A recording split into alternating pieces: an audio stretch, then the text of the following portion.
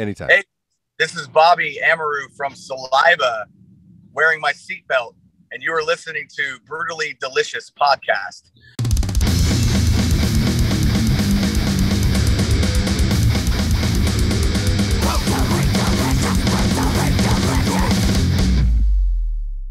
What's happening? Hey, good to see you, my friend. Yeah, it's crazy. I've been home not 24 hours, and I'm about to go get on a plane to go to Alaska. So it's all good. Glad it worked out. Yeah, you guys got a show in Alaska? Yep. Nice. Where you that's playing? a long way to go for a show, right? Yeah, Thursday. So yeah, we get out. Wayne and I don't land until like 2 a.m. I guess tomorrow or tonight. They're like 4 hours behind East Coast where I'm at. So I guess technically it'd be like 6 a.m. here when I land. So we have all day tomorrow, Wednesday, to do like salmon fishing and stuff. They'll take us on, which is cool, really cool. And then we got the show on Thursday. They've been bringing a lot of shows there, man. It's been cool. Like we played there 2 years ago during the pandemic, which was awesome. And then but they just had Tesla last Saturday. They got a lot of bands that in the summer that they bring in. I've noticed that they're doing a lot more shows up there. I have a friend that lives up there, and he keeps telling me he's going to these shows. I'm like, wow. Like he was at the Foo Fighters. Yeah, they did like the arena stuff. Yeah, there, and they sold out in 5 minutes. Yeah. I mean, he told me if a band shows up, it sells out. That's the way it is. Dude, it is like that. I mean, we're like at 1,000 pre-sale, and I think the place holds 1,000. So I don't know. Wow, that's great, man. Yeah, it'll be good, man. It'll be great. So anyway, we could jump right in and talk about Saliva then. So the Every 20 Years EP, I guess, was out.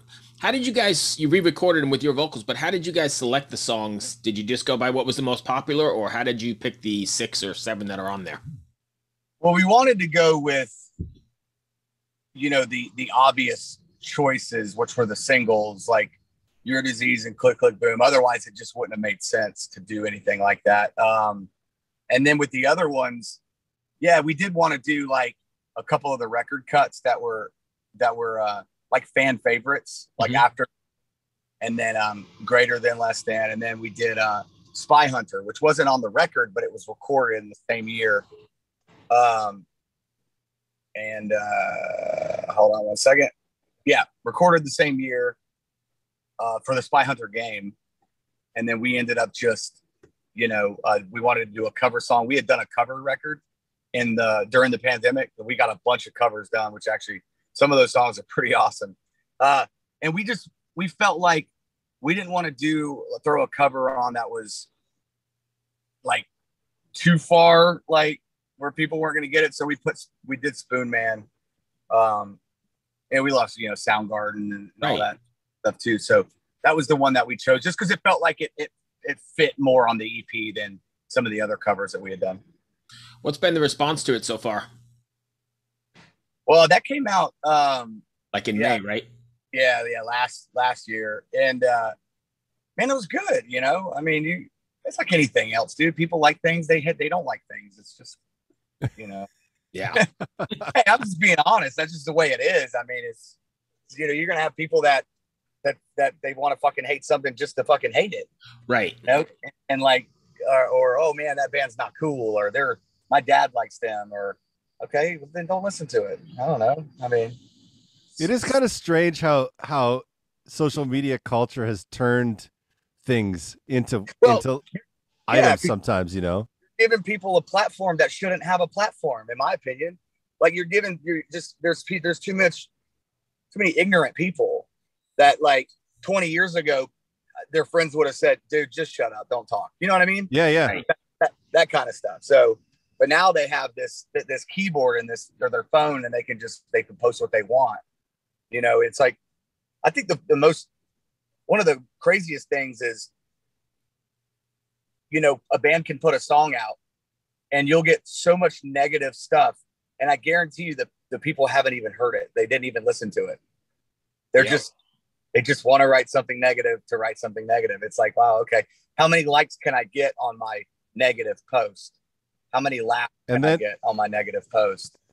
You know, and a lot of I don't even know what to call them. I don't want to call them like music magazines or something like that, but like they put clickbait headlines out in order to get that negative reaction. Right. Absolutely. Well, because that's what is it always media has always been like that. I mean, look at the news. Yeah. I mean, our news, and we go to other countries like, you know, we went to Australia, you know, I had the news on just ironically. And like the worst thing that happened that day was there was an altercation on a ship between two guys. One guy shoved one guy and he almost fell in the water. I swear to God. Yeah. That was the craziest thing that happened that day. I'm like, wow, okay. They must really think America's news is like, you know, crazy. So I got a question for you. This is not Saliva related, but what do you think the reason for all that negativity is? Well, why people want to feed that negativity? Man, I think that when it comes to like the news, I feel like they've always thrived on that. That's how you get people engaged, because people want to watch destruction. People want to watch rebellion. People want to watch that stuff.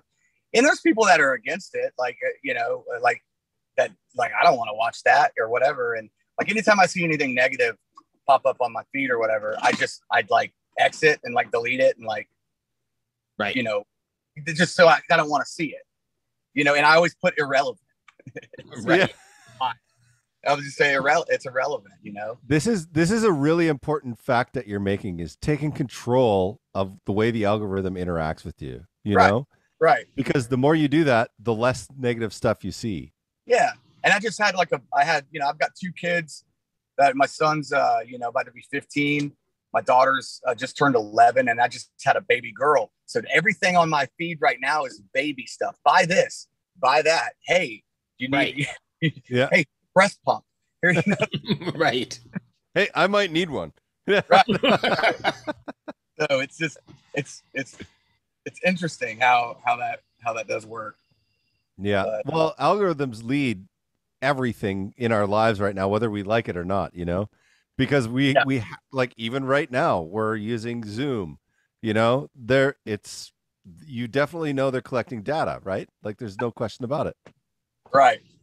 So that is how the world works. That's how a lot of these big companies, they thrive on the engagements of you know, what we're doing and how we're interacting, and they want to, you know, target us to either watch those things or buy those things, or, you know, it's like, but I don't know, man. I'm more of like, just be a good human. Be a good human people, man. Like, I don't care who you vote for. I don't care what color you are, where you come from. I really what you believe in, it doesn't even matter. Right. Yeah. Be a good person, man. And like, do the right thing, you know, because a lot of people that go out there, and like the whole thing that happened in Highland Park, you're like, man, dude, these people that this dude just literally didn't care about, they all have families, man. They all have kids. They all have like parents. It's like, it's just fucked up, you know? So fucked up. So even Uvalde, man, that was sketch, or in Buffalo. Yeah. And like, I don't know, you know, I don't pay attention to like the way the system works in them, but I feel like when people premeditate stuff like that, they should lose their rights, man. They should end up getting dropped off in another place somewhere, and no one ever knows what happened to them. They're just wipe them off the face of the earth. Otherwise, he's just going to sit in a cell, and like, then we're paying money, or, you know, for them to live for 20 years until they decide what they're going to do with them. It's just, I hate that. And I don't even want to breathe the same air as them. Right. Exactly. It's like, dude, when you do something like that, you knew what you were doing. It's premeditated. You planned it, and you're alive. Okay. That's weird to me. Yeah. It's sad, man. I don't get it. Any other country, if he did that in another country, they'd cut his hands off and cut his head off in front of his parents. You know, it's just right. Right. So what do you guys have planned here? I mean, after the Alaska show, are you going to be on the road for the summer, or working on new music, or? Yeah, we got a bunch of stuff done already for a record, and we're just at this point we're kind of in single mode, because We haven't put out a lot of music in the past 4 years. I didn't realize that, actually. I guess the pandemic kind of just took over. We were just being creative and just writing a lot during that, our last record was in 2018. Right. So, and then, we did the EP, and then it's like, well, we need to put new music out. And a lot of these bands today are just putting single after single out. So we're like, well, let's just try to reestablish the band at radio a little bit. And let's just go the single route, and then we'll put a record out hopefully by the end of the year, man. That's what the record's done. It's just what's next. Yeah. I have mixed feelings on the way that works, and I mean, no offense at all, but I'm old school, right? And, I'm used to the whole album cycle and listening to the way you sequenced it and listening to the way you wrote the whole record. Not used to this thing, and I get you have to make a living, and that's the way the culture's going. But I'm still old school and don't really not on board with that at all.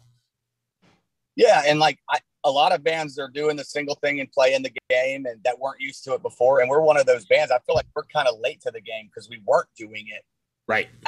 I guess could have been, but we just, it's that old school way of thinking. But you have to adjust with the times, and but fortunately, the band had some success, in the early 2000s, mid 2000s, and other avenues too, like with WWE. And there's a lot of people that discovered the band through WWE and wrestling and video games and a lot of that stuff. So, the Saliva fan base is very, very, spread out. And it's just been great, that we're still able to play music and, come into this thing. I came in 11 years ago, and it's from where it ended, where it started then to where it is now, it's like night and day how much we've just steadily been doing this. And it's been like a grind. Like, it wasn't like I got in the band and it's like, all right, cool. Let's just go and, right. Sell out every night. No, it's been a grind, and it's been like, every show you treat it like there's 10,000 people there, man. We were just talking to the guys from Epica, and they were saying pretty much the same thing. I mean, the grind is what keeps you relevant and keeps you, I guess, above the rest of the crowd that's not grinding as hard, right? Well, I mean, there's always a grind in a sense of when you're touring, you're grinding, but there's certain, there's factors of like, okay, are you arena grinding? Are you like club grinding? Are you kind of, I mean, we do a little bit of all of it. So we'll play a 500 cap. We'll play, a 5,000 cap. I mean, it just depends on the market, depends on the bill, the lineup, we'll do a festival. But we're like, dude, just, hey man, we want to play for the fans. People want to show up. It's all good. For us, we'll play. I absolutely love that attitude. Do you know what I mean? Like, there's a lot of bands that would be like, only this, only this, only this. Right. But you guys are like, well, we have this many fans here. We have this many fans here. We have this many fans here. Yeah. Let's play for them. We're just grateful that we can actually make a living playing rock and roll, playing music. Absolutely. I think every band, especially, the problem is a lot of these bands, they get too big, and then their ego inflates, and it's like they forget where they come from. You know what I mean? So it's for a band like us, it's that whole humble, grateful that we're actually able to do this. Even it's because it could be worse. It really could be, because it's hard for new bands. It's very hard for new bands. We get hit up all the time with bands wanting to buy on. And some of these bands are like, oh, we'll pay $500 a show. I'm like, like diesel prices are like almost $6. Yeah. How are you going to make any money doing that? And I always feel bad. Like I never want to, have that happen or take a band's money like that, so it's just, yeah. Well, some friends of mine in a band called Jet Black Stare toured with Saliva. I think it was probably before you were in the band, but they said they couldn't rave enough about how nice of a band you guys were. I don't know if you were in the band at the time or not. Wait, what year was I? That band name sounds familiar. Yeah, it was probably 2009, 2010, somewhere in there. Yeah, well, I got in 2011, but Yeah. yeah, that name is familiar though. Yeah, they were with I think Island Def Jam, I think they were Okay, on. yeah, Yeah. yeah, and that's probably back then. Yeah. We also have a mutual friend, Rory Romano, who was a TM for you guys, and it might have been just before you too. Right. Yeah. I've definitely heard of him too. Anyways, but before I really appreciate you out to, this morning we interviewed Michael Monroe from Hanoi Rocks. And I was expecting this larger than life ego guy because he's Michael Monroe, like the guy's influenced everyone from Slash to whoever. But he was just down to earth. And it reminds me a lot of the way you guys are. You're like, listen, we just want to play rock and roll. We just want to make a living playing rock and roll. And to get that 2 times in one day is just so refreshing to see, man. I can't say that enough. Like, rock and roll needs a kick in the ass. Yes. Right. And it needs a kick in the ass from good people. Yeah. Yeah. And for me, it's like, and even think of a band like that. I mean, you want to talk about grind. I mean, they grinded hard, man. And he's still doing it. So yes. Yeah, that's like, that's yeah, he just told us his 60th birthday was last week of the week before. So yeah, he's still going. Yeah. Wow. He just finished a tour with Alice Cooper and opened a setup at Wembley for Guns N' Roses. There's Wayne. What's up? Hey. I was gonna have Wayne start driving us while I did this this interview. Like when Shauna hit me up yesterday, I was like, man, that's kind of cutting it close because we got to drive to Orlando. Right. I was like, when I'll do it, I'll just have Wayne drive for like 20 minutes, 30 minutes. I appreciate you doing that. Thanks, Wayne. But yeah, so I was gonna say, yeah, that band, I mean, and they went through a lot of tragedy too and stuff, early on. Absolutely. In their career. But I think hey, he's doing good. You said he opened for Guns N' Roses over there. I mean, that's crazy. But that's what I mean. I think rock and roll needs that. Rock and roll used to need that rebellion and but I think now that rebellion is more inside of the music instead of like the personalities of people, if that makes any sense. Right. Yeah, I mean, you can't change who you are as a person. No. Like, I just don't think people change. I think people are just kind of set in their ways and it's just who they are.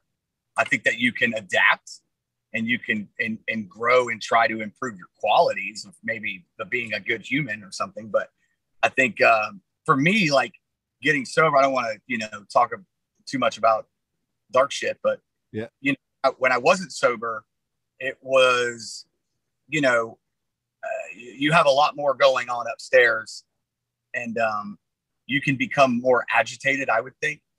And then like getting sober was great for me because it was, I felt like a new person. Right. Like, so, but what do you do? Everybody, I don't walk in your shoes. You don't walk in my shoes, and not judging on what people should drink or not. But I know for me, I had to like stop, and it made me a completely better person. Yeah.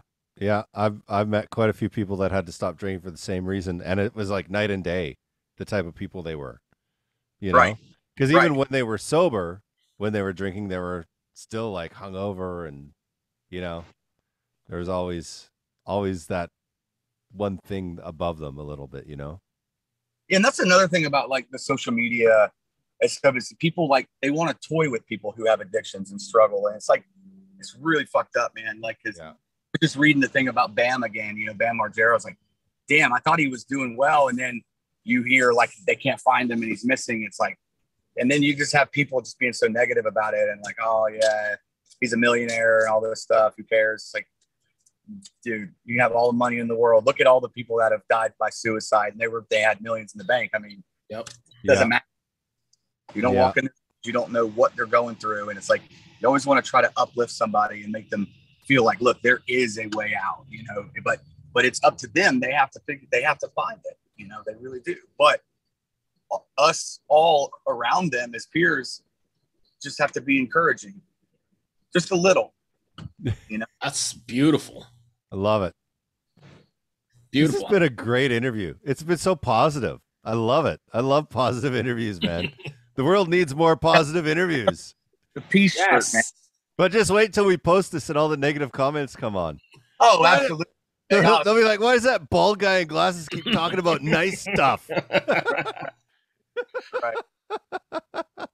But you know what? Those people were going to hate it anyway. So yeah, it's true. I 100% agree. Chris, you got anything else? I don't, man. No.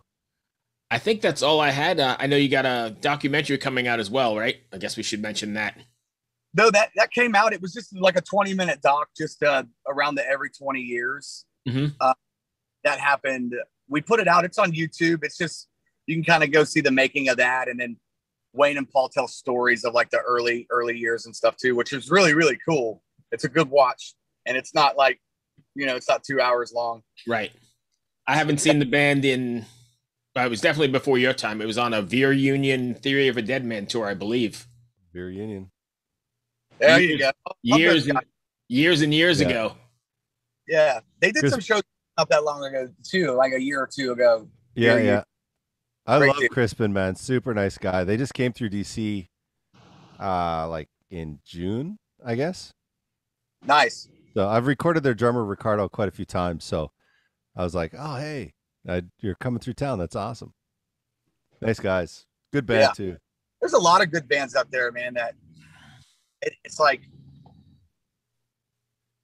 at least with Spotify and stuff like that, you can discover new acts. You know, the social media is good for discovering new artists. Absolutely. And for artists who promote themselves and you know, get their name out there. And that's something that obviously none of us had 20 years ago, but you don't have to rely on, you know, labels as much. You don't have to rely on, right. You know, Yeah. But it still goes back to the song. Song has to be good. If the song is good, you're it's a good start. Yeah. You have a fighting chance if the song's good, right? Thank you, my friend. I appreciate it. Safe travels to Alaska. Have a blast. Thanks, man. Have a good show. Cheers. We'll see you.